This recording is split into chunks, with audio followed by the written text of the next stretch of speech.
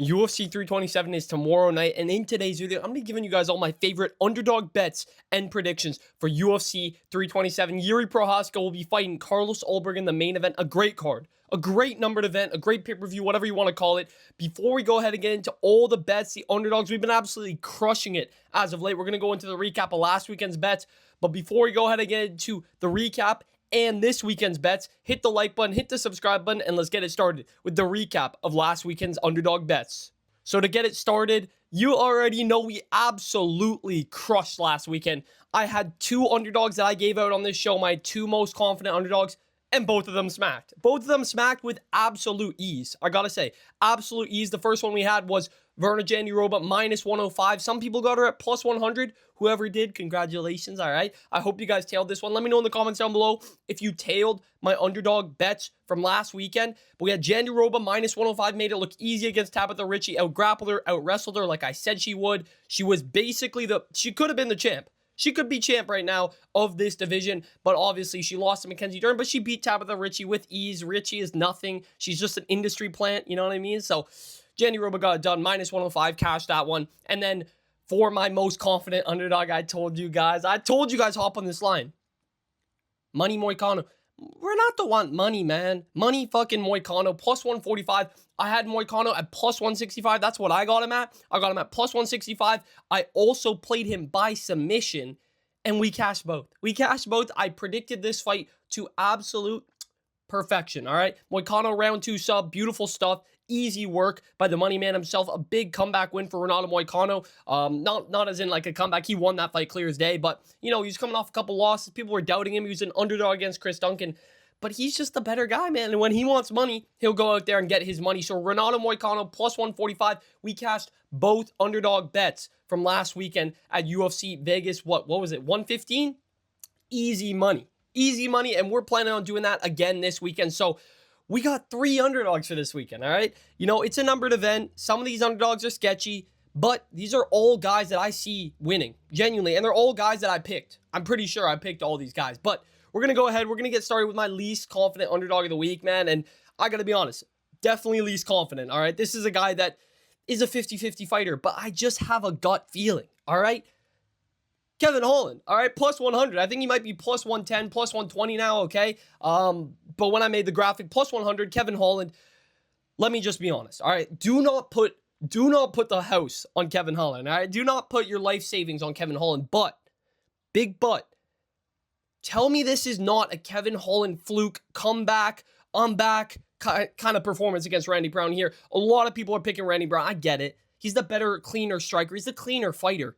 You know, but Kevin Holland, when he wants a win, he'll get a fucking win. It's the same thing with Renato Moicano. You know what I mean? Every time Kevin Holland's on a 2-fight win streak, he's counted out. He's in another matchup. He needs to kind of fight for his career almost, or just to get back in the win column, renumber his name. You know what I mean? Get his name back in the pool hat. And he's been talking about a rematch with D-Rod, and he says, I'm gonna get through Randy Brown, and then I'm gonna fight D-Rod for the second time. It was a fluke. He's saying all this shit, whatever.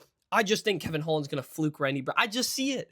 Can you not see Miami? Kevin Holland gets a Doors choker, gets a nasty KO over Randy Brown, then throws his mouth guard over and says, I'm back, all this shit. Like, I can just see it, all right? And the memes live themselves. Kevin Holland is a tried and true meme of the UFC community. So you got to ride with memes. Same thing I did with Drew Dober, all right?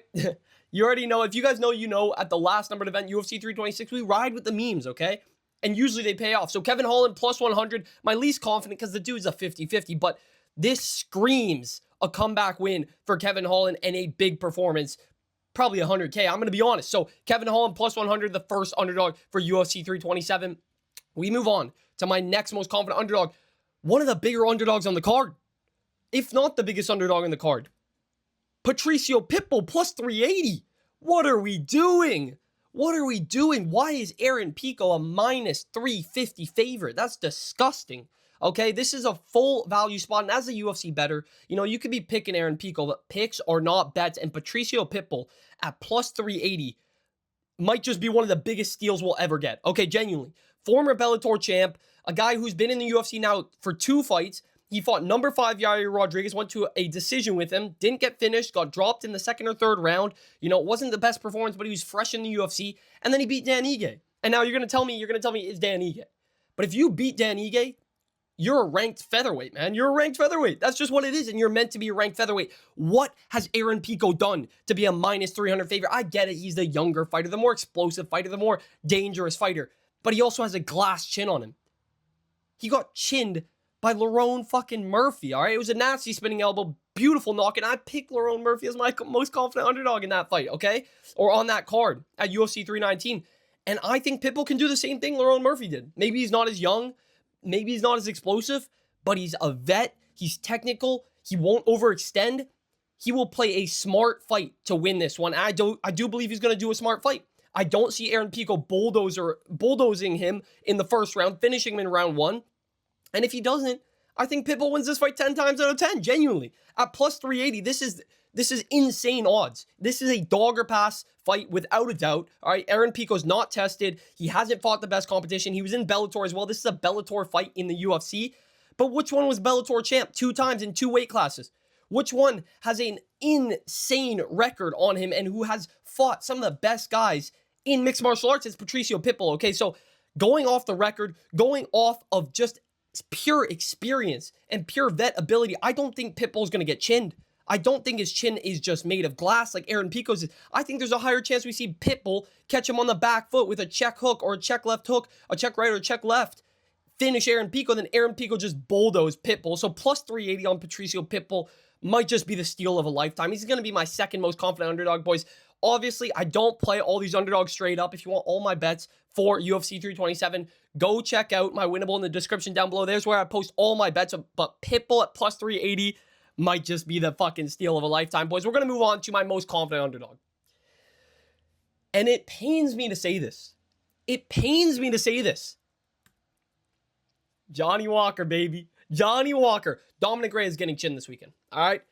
I've had so many people be like, yo, you're insane. Why are you picking Johnny Walker? This is either going to age like wine or age like milk. Okay, let's just be honest. Johnny Walker is chin or be chinned. But I got to go off the most recent fights. And even though Johnny Walker's chin is made of glass, so is Dominic Reyes. All right? He went on a little fluky streak. He beat Dustin Jacoby. He beat Anthony Smith. And then he beat what's his name? Nikita Krylov in Miami last year. All right, and that was a great, nice little win streak. And then he gets absolutely put down by Carlos Ulberg. And I know what you're gonna say. Carlos Ulberg's the main event. He's fighting for the light heavyweight title. That's not a bad loss. But also, Johnny Walker just beat an absolute menace in Zhang Mingyang. Am I crazy to say that I believe that Zhang Mingyang would have chinned the fuck out of Dominic Reyes? Genuinely. All right, Walter Walker has realized that, okay, I don't have a good chin. I can't be coming out here, you know, bobbing and weaving with my chin up in the air to get clipped. All right, Walker knows his chin is made of glass. And that's why he's going to go for a different game plan. Plus 120 on Walter Walker is Johnny Walker. I'm mixing up the Walkers here.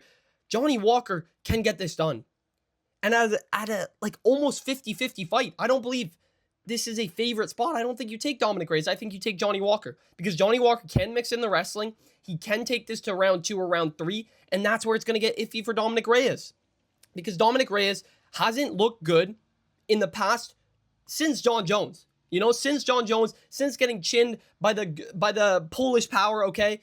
He just hasn't looked the same. And even though you're going to say Johnny Walker's been chinned by him, Volkan Ozdemir, you know, I mean, Ankalaev, like all these people, I get it. I do get it.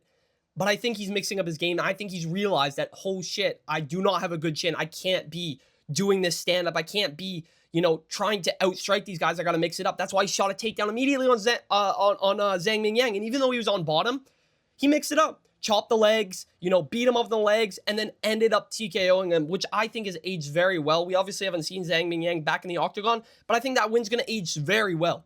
So I'm going to go Johnny Walker at plus 120 as my most confident underdog of the week. I understand if you're fading this, but I just have a gut feeling, man, and that's what underdogs are about. All right, that's what this whole show is about, is gut feelings. Just like last weekend, Jandiroba, Moicano, I just knew he was going to win. All right, it's just gut feelings. That's what you got to go off with these underdogs. So Walter Walker plus 120 is going to be my most confident underdog for UFC 327. We've got Kevin Holland, we've got Patricio Pitbull, and Walter Walker. Let me know in the comments down below if you guys are tailing any of these bets. Let me know who your underdog lock or bet of the week is. And hit that like button, hit the subscribe button. Go check out my winnable in the description down below, and I will catch you guys in the next video. See you.